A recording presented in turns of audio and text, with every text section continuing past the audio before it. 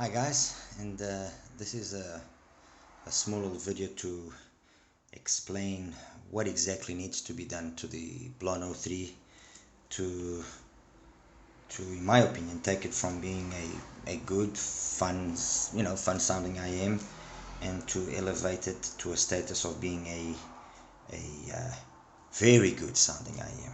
Okay, this one is one of the ones that I've modified.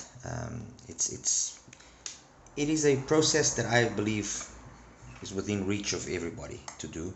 It's not a complicated process to do, but it takes a little bit of patience. Okay, let me explain this as best as I can.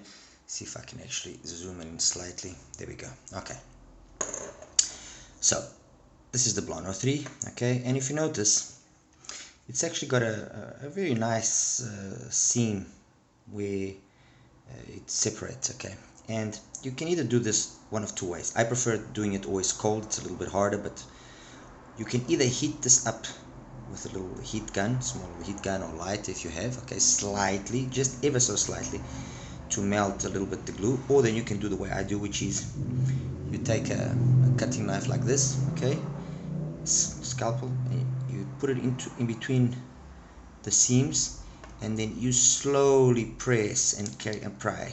Slowly press and pry. Obviously this one has been opened, so it opened up quite nicely. So, and then it opens up. Okay, opens up, as you can see. There you go.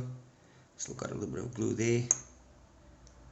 All right, let me just cut that. There we go. And it opens up very nicely, as you can see. Okay, not a difficult task to do.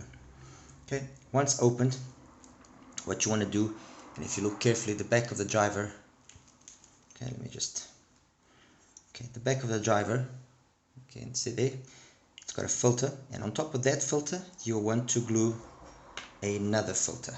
Okay, the one I recommend gluing is this one, a Y2 grade filter. You can use a Y3. A Y2 will dampen the mid bass the least.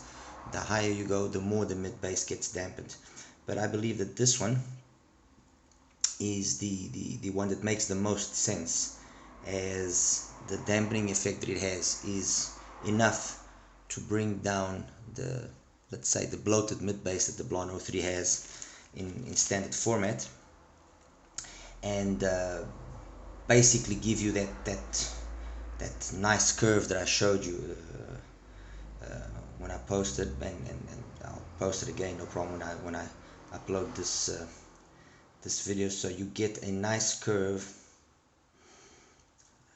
1 second. Okay, so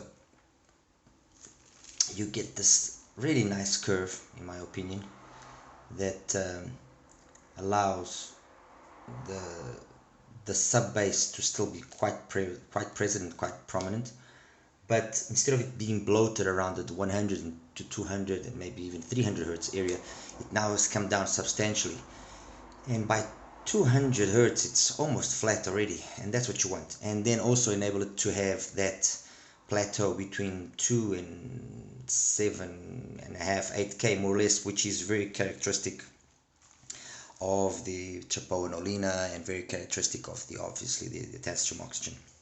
Okay, so that's the first thing you do, is glue one of these filters on the back of the driver there. Easy to do, it's not a difficult task. Okay, let me just close this up. Okay, it's like this. No, there we go. There we go. That's it. It's closed. I haven't finalized the gluing of it yet, because I still want to play around a little bit more. Okay, and then if you look here, these are the two other mods that I usually do. One, to make sure that the tip that you use doesn't go all the way in, because the nozzle is actually quite short, and then you start having issues with fitment and so on and so forth. What I usually do is I take a tip, for example, any old tip will do. I take one of these tips, okay, and the actual stem of it, okay, I just cut off a segment of it, which basically corresponds to that area there. Okay, that area there, put that in there. Okay, that allows now the nozzle length to have been increased ever so slightly.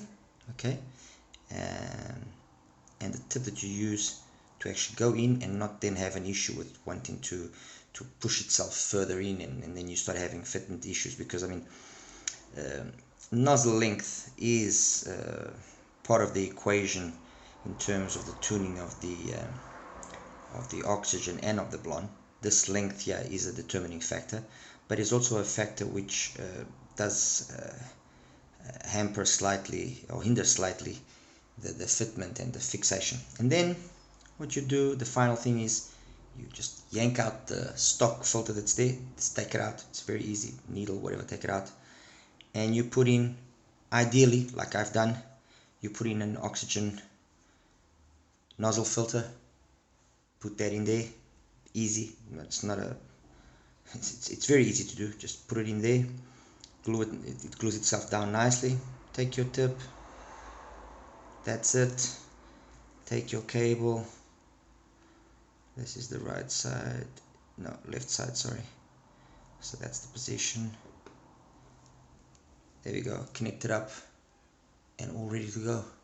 It's as simple as that, my friends. I know that I'm obviously making it seem that it's easy and it's yes, it is easy. It does require some skill, but I think that if you take your time, don't rush it, don't be in a rush. The most difficult part here to overcome is the opening up of the IM.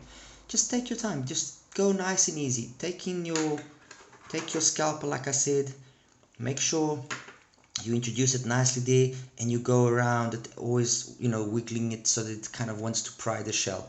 And once it's loose enough, trust me, it will open up all of a sudden. And then when you open it up, just make sure you open it up carefully so you don't tug on the wires and so on. And then yeah, remove whatever excess glue you have inside. Do that little mod on the driver like I just showed you. Mod on the nozzle. You can put that spacer if you want or not, depends on how it fits with you. And enjoy, my friends, enjoy, because it is definitely worthwhile. All right, anyway, thank you, take care, bye bye.